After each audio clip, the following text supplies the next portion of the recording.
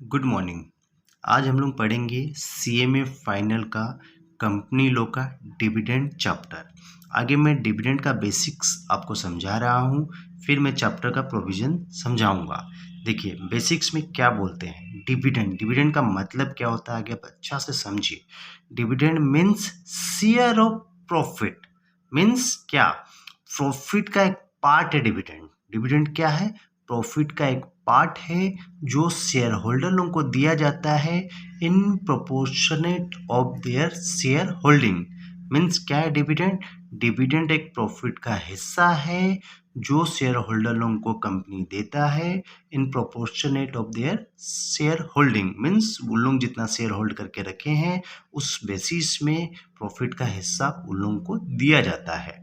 Generally मैं अभी basic समझा रहा हूँ, उसको समझिए। जनरली दो प्रकार का डिविडेंड होता है, interim dividend and final dividend. Final dividend क्या है, यदि डिविडेंड एजीएम में डिक्लेयर होता है, मीन्स एजीएम में कंपनी बोलता है कि हम ये डिविडेंड देंगे, जो डिविडेंड एजीएम में दिया जाता है उसको बोलते हैं फाइनल डिविडेंड। और जो dividend between two AGM, means जो डिविडेंड एजीएम में नहीं दिया जाता है उसको बोलते हैं इंटरिम डिविडेंड। चीज को अच्छा से समझिए, दो प्रकार का डिविडेंड होता है, फाइनल डिविडेंड और इंटरिम डिविडेंड। फाइनल डिविडेंड क्या है, जो डिविडेंड एजीएम में डिक्लेयर होता है उसको बोलते हैं फाइनल डिविडेंड, और जो डिविडेंड एजीएम में नहीं डिक्लेयर होता है उसको बोलते हैं इंटरिम डिविडेंड। अब बेसिक फंडा को समझिए, क्यों कंपनी डिविडेंड का फंडा को यूज करता है समझिए। मैं बेसिक फिर से समझा रहा हूँ एक बार, देखिए पर्पस समझिए। शेयर होल्डर लोग कंपनी में पैसा लगाते हैं, क्यों पैसा लगाते हैं कि उन उन लोगों को, उन शेयर होल्डर लोगों को कंपनी से कुछ फायदा होगा, इसीलिए हर शेयर होल्डर कंपनी में पैसा लगाता है। तो कंपनी क्या करता है, जब कंपनी को कुछ फायदा होता है, प्रॉफिट होता है, तो क्या करता है, कुछ पैसा शेयर होल्डर लोगों को देता है और कुछ पैसा कंपनी के ग्रोथ में लगाता है। तो जो पैसा कंपनी प्रॉफिट होने के बाद शेयर होल्डर लोगों को देता है, जो कुछ पार्ट ऑफ प्रॉफिट देता है, उसको बोलते हैं डिविडेंड। अब ऐसा क्यों करता है कंपनी, क्योंकि शेयर होल्डर जो पैसा लगाया है उसको भी तो सर्वाइवल के लिए कुछ पैसा चाहिए अपना। तो कंपनी यही करता है कि कंपनी को जब प्रॉफिट होता है तो कुछ पार्ट शेयर होल्डर लोगों को देता है और कुछ पार्ट रिजर्व में ट्रांसफर करता है। जो रिजर्व में ट्रांसफर करता है उससे कंपनी का ग्रोथ होता है, और जो शेयर होल्डर लोगों को देता है उससे शेयर होल्डर का सर्वाइवल होता है। उससे शेयर होल्डर लोग खुश भी रहता है कि हाँ चलो कंपनी ने डिविडेंड दिया। अब समझिए प्रोविजन में आते हैं कि डिविडेंड क्या है। अब देखिए वर्ड की बुक्स की जो लैंग्वेज है मैं वो समझाने की कोशिश कर रहा हूँ आपको। देखिए बुक्स की लैंग्वेज में क्या लिखा हुआ है, dividend means share of profit which is distributed to the share holder in proportionate of their share holding. सीधा सा मीनिंग यही है, डिविडेंड प्रॉफिट का एक पार्ट है जो शेयर होल्डर लोगों को दिया जाता है इन proportionate of their share holding, मतलब उनके शेयर होल्डिंग के बेसिस में उनको प्रॉफिट का कुछ हिस्सा दिया जाता है, उसी को डिविडेंड बोलते हैं। There are two types of dividend, दो प्रकार का डिविडेंड होता है, एक फाइनल डिविडेंड, एक इंटरिम डिविडेंड। तो फाइनल डिविडेंड क्या है, this dividend declare only in the AGM. जो डिविडेंड एनुअल जनरल मीटिंग में दिया जाता है उसको बोलते हैं फाइनल डिविडेंड, और जो dividend between the two AGM, मतलब दो एजीएम के बीच में जो दिया जाता है उसको बोलते हैं इंटरिम डिविडेंड। तो सिंपल सा मीनिंग है डिविडेंड का कि डिविडेंड एक प्रॉफिट का हिस्सा है जो शेयर होल्डर लोगों को दिया जाता है उनके शेयर होल्डिंग के पैटर्न के बेसिस में। तो डिविडेंड का सिंपल मीनिंग यही है, डिविडेंड एक प्रॉफिट का पार्ट है। आगे हम लोग पढ़ते हैं कि declaration of dividend. Company dividend कहाँ से दे सकता है, सोर्सेस ऑफ डिविडेंड क्या है, चीज को समझिए। डिक्लेरेशन ऑफ डिविडेंड सेक्शन 123 को अभी मैं समझा रहा हूं कि कंपनी कहां कहां से डिविडेंड डिक्लेयर कर सकता है। Company can pay dividend out of the following, means sources of dividend क्या क्या है, अब उसको समझा रहे, अच्छा से समझिए। देखिए सोर्सेस ऑफ डिविडेंड में सबसे पहले पढ़ेंगे out of the current year profit after providing depreciations. देखिए क्या है, कंपनी कहाँ कहाँ से डिविडेंड दे सकता है, current year profit. Current year profit में मतलब सिंपल सा मीनिंग यही है कि करेंट ईयर यदि कंपनी ने कोई प्रॉफिट कमाया है, उससे डिप्रिसिएशन को माइनस करके जो अमाउंट आता है उससे कंपनी डिविडेंड डिक्लेयर कर सकता है। देखिए करेंट ईयर प्रॉफिट से क्या माइनस करेंगे, डिप्रिसिएशन। डिप्रिसिएशन माइनस करना बहुत जरूरी है, तो ये एक सोर्स है डिविडेंड, माने यहाँ से डिविडेंड दे सकता है। सिंपल सा मीनिंग यही है कि करेंट ईयर प्रॉफिट से आफ्टर डिडक्टिंग डिप्रिसिएशन दे सकता है। अब दूसरा चीज कहाँ से दे सकता है, देखिए out of the previous year profit after providing depreciation plus setting of carry forward losses। चीज को समझिए, carry forward losses means accumulated losses as on date. अब देखिए क्या बोलना चाहता है, यदि करेंट ईयर में कंपनी के पास प्रॉफिट नहीं है तो कंपनी क्या करेगा, पुराना प्रॉफिट से शेयर होल्डरों को पैसा एज ए डिविडेंड के नाम से दे सकता है। यदि करेंट ईयर में प्रॉफिट कंपनी के पास नहीं है तो प्रीवियस ईयर का प्रॉफिट से दे सकता है, लेकिन क्या करना पड़ेगा, देखिए प्रीवियस ईयर प्रॉफिट से दो चीज को आपको माइनस करना पड़ेगा। डिप्रिसिएशन अमाउंट को माइनस करेंगे और एक्यूमुलेटेड लॉसेस को माइनस करेंगे, उसके बाद जो पैसा आता है उस पैसा से कंपनी डिविडेंड दे सकता है। ठीक है, देखिए कहाँ कहाँ से कंपनी डिविडेंड दे सकता है, करेंट ईयर प्रॉफिट से पहले दे सकता है डिप्रिसिएशन को माइनस करने के बाद, और प्रीवियस ईयर का प्रॉफिट से भी दे सकता है डिप्रिसिएशन और एक्यूमुलेटेड लॉसेस को माइनस करने के बाद। दो बेसिक चीज समझ में आ गया कि कंपनी अभी करेंट ईयर का प्रॉफिट से भी डिविडेंड दे सकता है, पुराना ईयर का प्रॉफिट से भी डिविडेंड दे सकता है। तो करेंट ईयर का प्रॉफिट से जब कंपनी डिविडेंड देगा तो वो डिप्रिसिएशन को माइनस करेगा, लेकिन यदि पुराना ईयर का प्रॉफिट से कंपनी डिविडेंड देता है तो वो डिप्रिसिएशन और एक्यूमुलेटेड लॉसेस को दोनों को माइनस करेगा। अब तीसरा बोलता है, तीसरा पॉइंट क्या बोलता है, देखिए कंपनी डिविडेंड और कहाँ से दे सकता है, out of the money provided by the central government और स्टेट गवर्नमेंट एज गारंटी। देखिए यहाँ ये इस प्रोविजन लाने का मतलब यही है कि छोटा स्टेट जो अंडर डेवलप स्टेट है उसको डेवलप करने के लिए सेंट्रल गवर्नमेंट कुछ गारंटी देता है। क्या होता है कि जैसे मणिपुर, शिमला वगैरह जो छोटा छोटा स्टेट है वहाँ जो कंपनी बनाता है उन लोगों को प्रॉफिट नहीं होता है, क्योंकि ट्रांसपोर्टेशन वगैरह का बहुत खर्चा लग जाता है, तो उन लोगों के बैलेंस शीट में प्रॉफिट कम होता है, इसीलिए वो करंट ईयर का प्रॉफिट या प्रीवियस ईयर का प्रॉफिट नहीं होने के कारण वो सब अपना शेयर होल्डर लोगों को डिविडेंड नहीं दे सकता है। इसीलिए सेंट्रल गवर्नमेंट उस सब स्टेट को डेवलप करने के लिए, छोटा स्टेट को डेवलप करने के लिए रूल बनाया।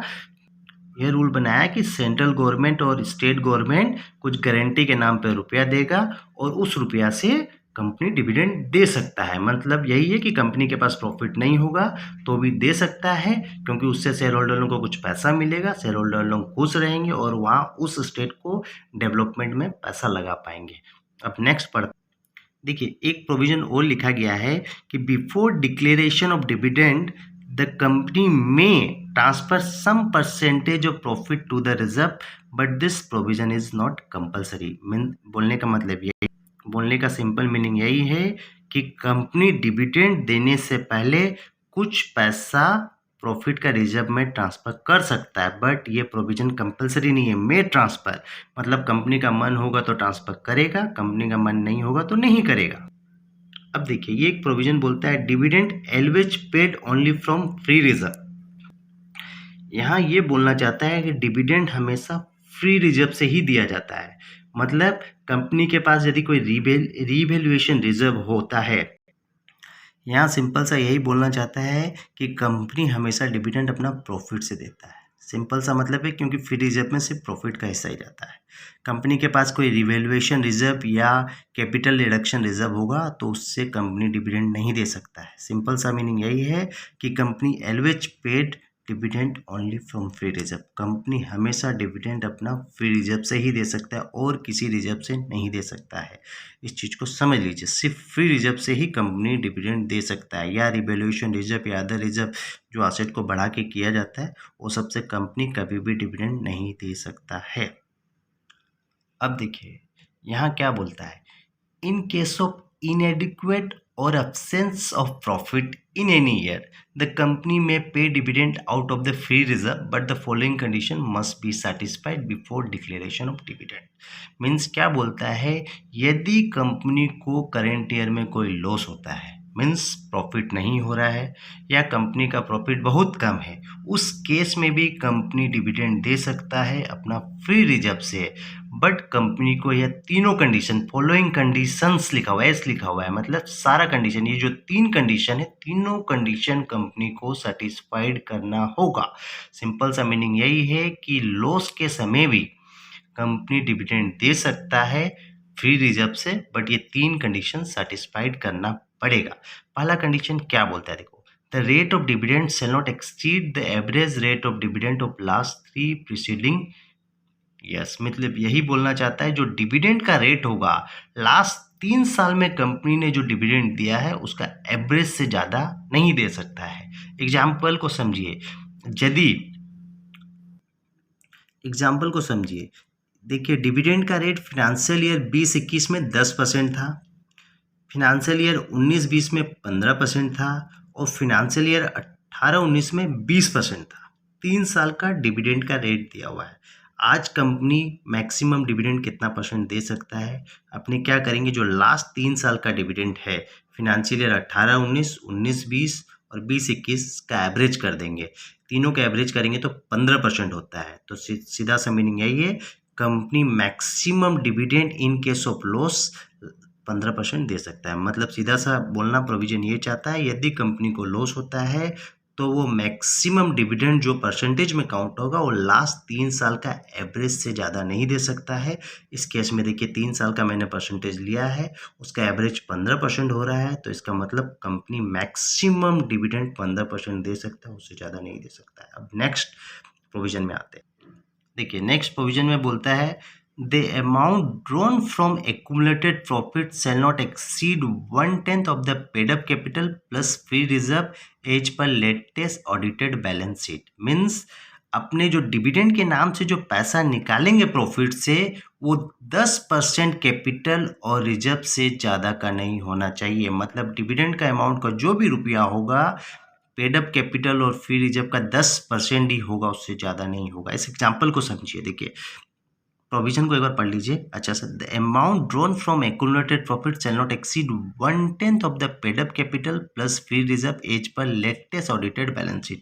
मतलब जो करंट बैलेंस शीट होगा उसके बेसिस में, जो लास्ट बैलेंस शीट होगा उसके बेसिस में आप समझ लीजिए। अब एग्जाम्पल में देखिए क्या बोलता है, फ्री रिजर्व 120 लाख था, पेड अप कैपिटल 100 लाख था।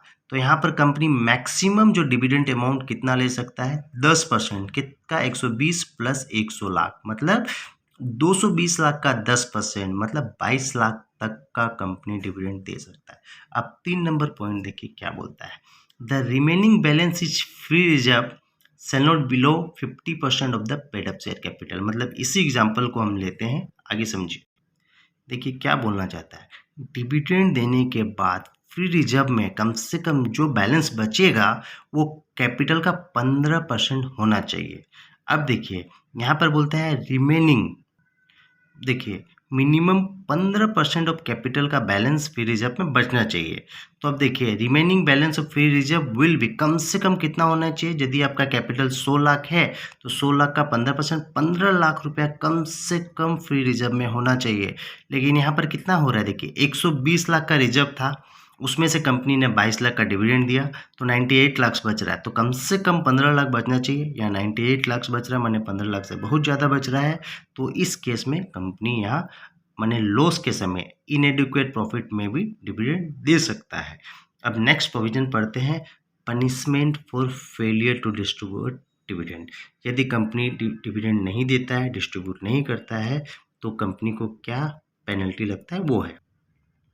देखिए प्रोविजन क्या बोलता है, dividend must be paid within 30 days from it's declarations. Mean सीधा सा बात है, जिस दिन कंपनी ने डिविडेंड डिक्लेयर कर दिया वहाँ से 30 दिन के अंदर वो डिविडेंड का अमाउंट शेयर होल्डर लोगों को मिल जाना चाहिए। डिविडेंड जिस दिन डिक्लेयर होता है उससे 30 दिन के अंदर शेयर होल्डर लोगों को वो पैसा मिल जाना चाहिए।